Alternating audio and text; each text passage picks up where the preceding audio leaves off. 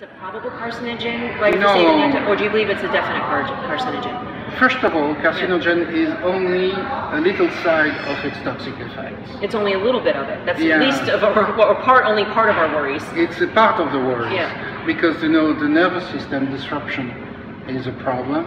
The hormonal system disruption is also a problem. When you get the immune deficiencies, it's a daily problem. When you get the hormonal disturbances like diabetes or thyroid problems, it's also a problem. So there is not only cancer. So ER or WHO shouldn't look only at the cancer level. They don't, but in fact they focalize. There is a focus on that, which is abnormal. But it is true that they have cited our work, WHO, the World Health Organization, they have cited our papers to say that yes, it is a probable carcinogen. And we know why they say probable. Because in fact, they compare the epidemiological data and the data with Roundup. We have for sure some cancers like lymphomas and other kind of cancers. There are 700 pending lawsuits in America right now with non-Hodgkin's lymphoma. I am expert for one in California. Excellent, thank you.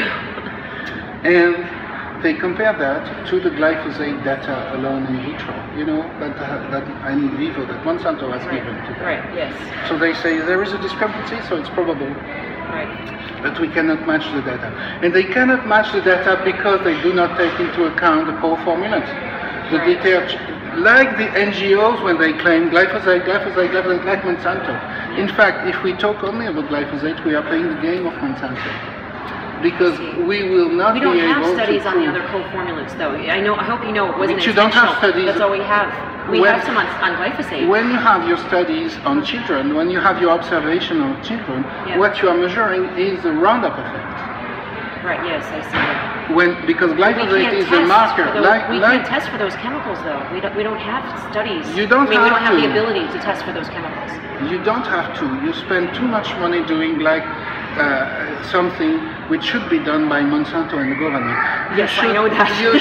you should request, in fact, the raw data, rat per rat, or kid by kid that has allowed the authorization.